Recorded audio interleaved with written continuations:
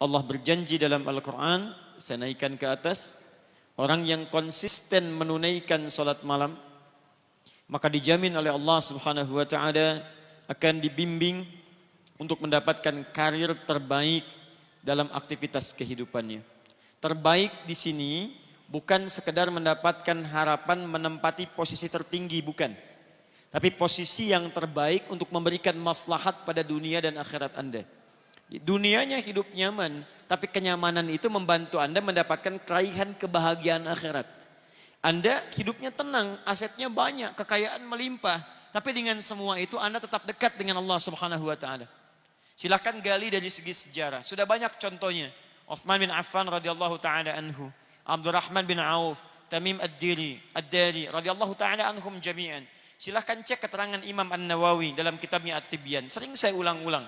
Mereka itu orang kaya, pengusaha sukses, hidupnya nyaman, asetnya melampaui abad-abad kemudian. Sampai sekarang masih ada. Tapi yang paling menarik adalah terekam dalam amal ibadah mereka termasuk sahabat yang tidak pernah meninggalkan tahajud. Bahkan sangat istimewa. Mereka menunggu salat malam sampai menunaikan salat malam sampai selesai menghatamkan Quran ini. Itu luar biasa. Kenapa bangun malam? Karena ada motivasi. Apa motivasinya? Kebahagiaan yang dititipkan oleh Allah kepada mereka dalam kehidupan dunia dan akhiratnya. Di dunianya sukses, akhiratnya pun tidak ditinggalkan. Baik. 2. Wa qur rabbi adkhilni mudkhalas sidq. Dan katakan Muhammad sallallahu alaihi wasallam, Rabbi adkhilni mudkhalas sidq. Ya Allah, bimbing hamba untuk mengawali aktivitas hamba.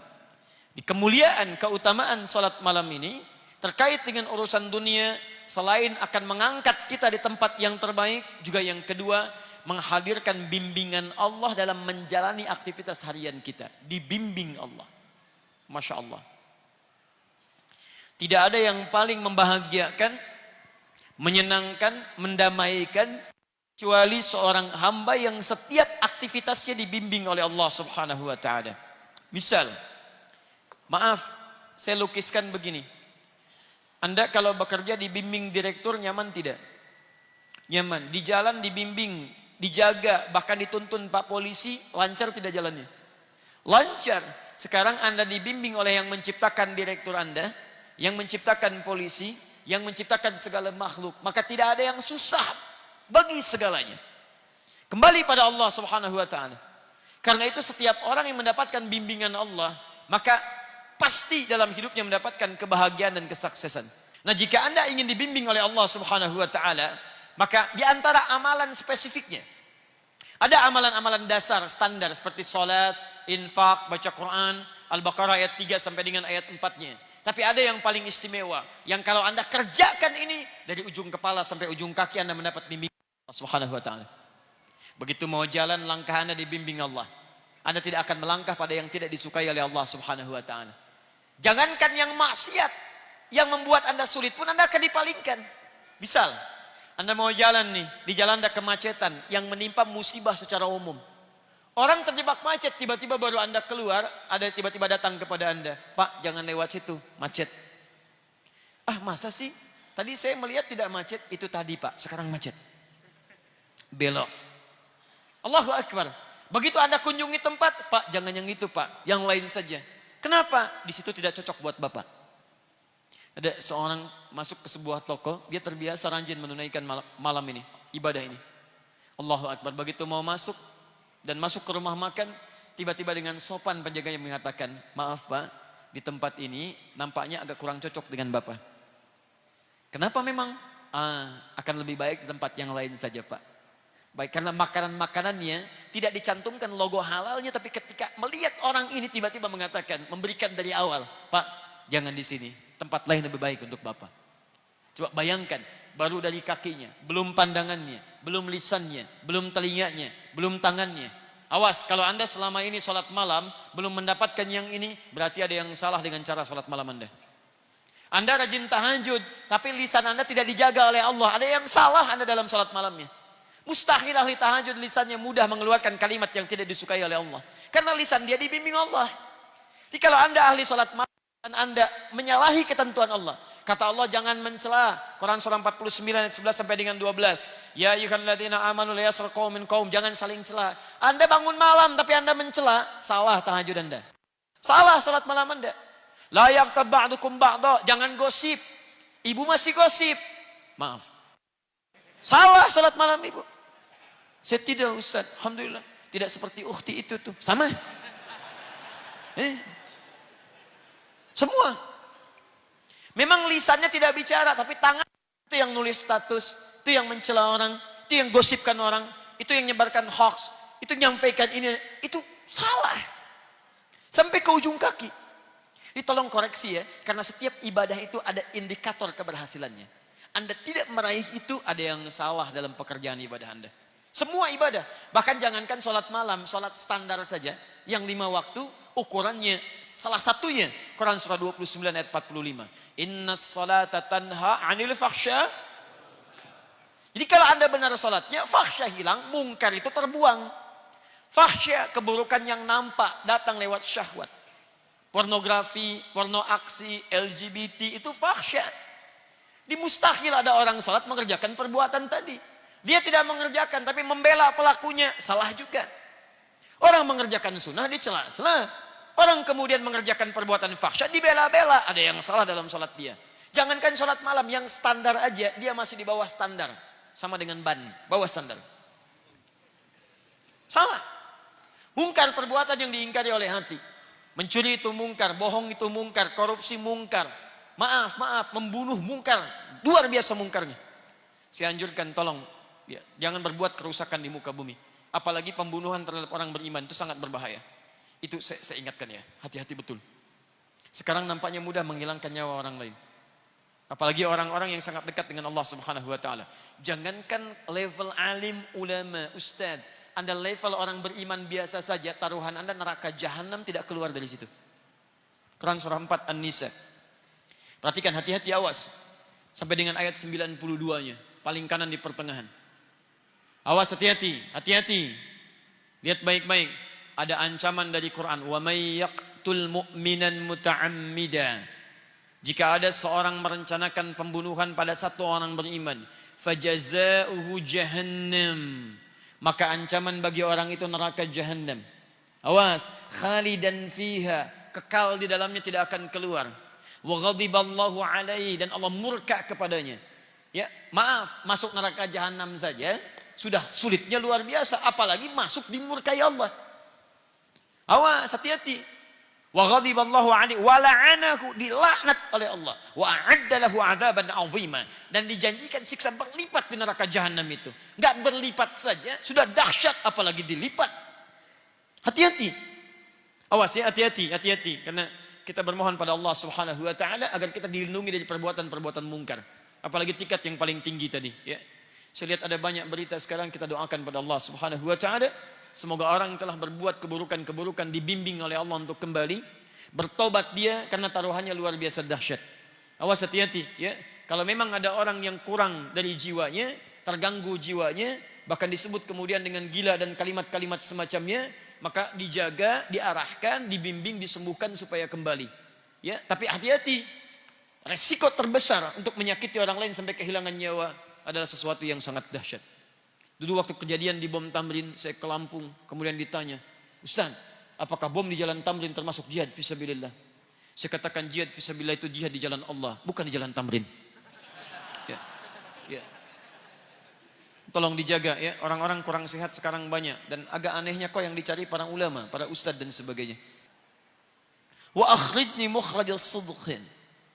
Dan dia dibimbing mendapatkan solusi dari setiap persoalan yang dihadapi. Solusi, diberi jalan keluar.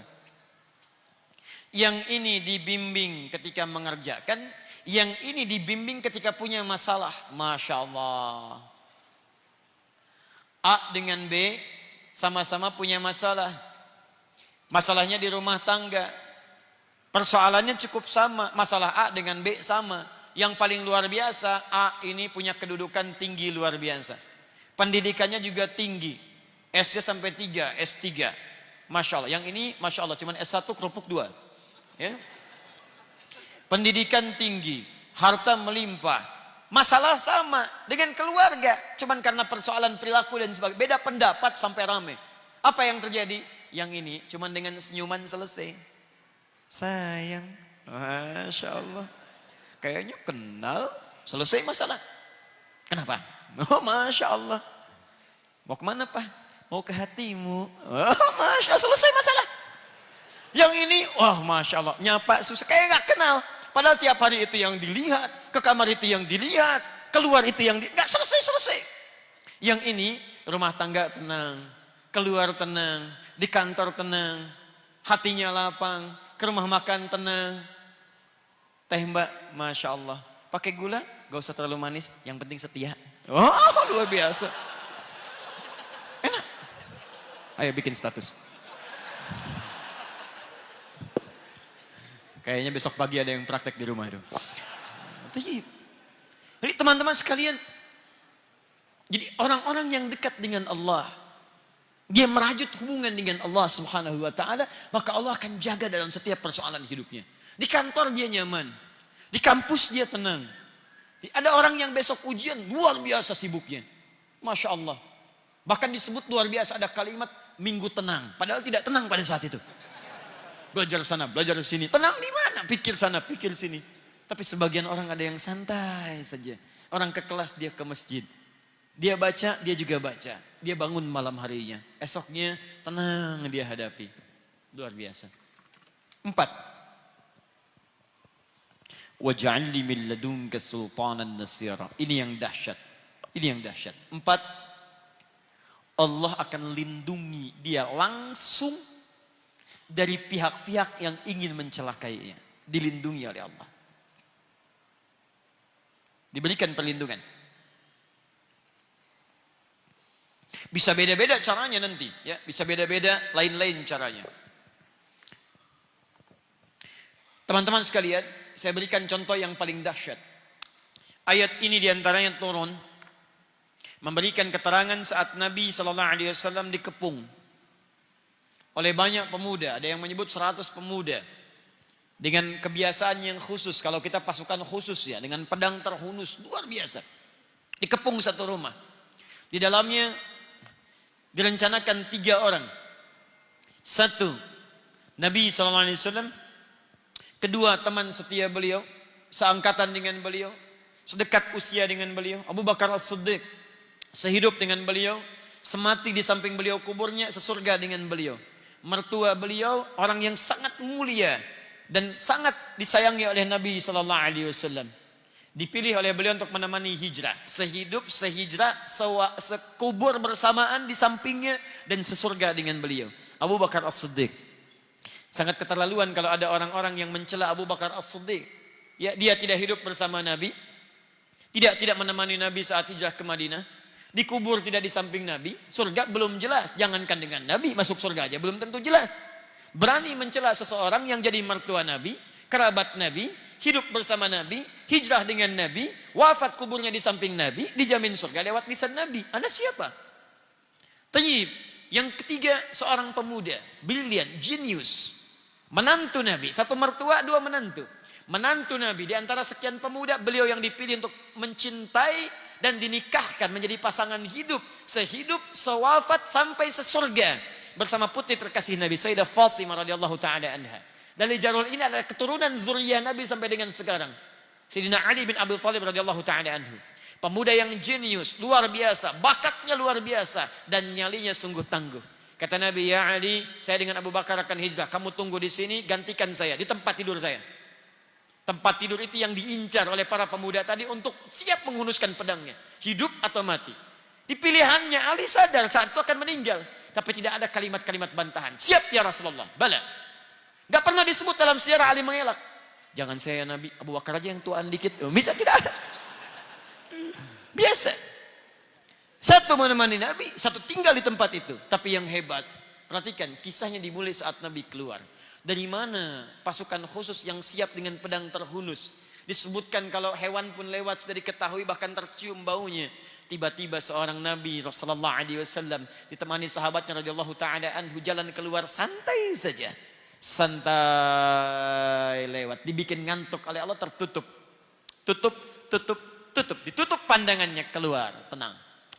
Para ulama turun ayat ini memberikan jaminan kepada Nabi. Perhatikan, siapa di antara manusia yang bangun malamnya melebihi Nabi SAW.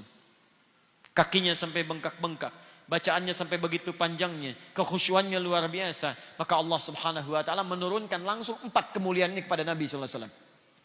Silakan, maqam mahmuda angkat, aktivitas dibimbing, masalah diberikan solusi. Begitu ada yang ingin mencelakai Nabi SAW, Allah berikan perlindungan terbaik. Maka teman-teman sekalian, 4 ini bila terkumpul kemudian dalam kehidupan kita, ingin Anda raih, salah satunya dawamkan amalan pada malam hari ini. Jelas di sini?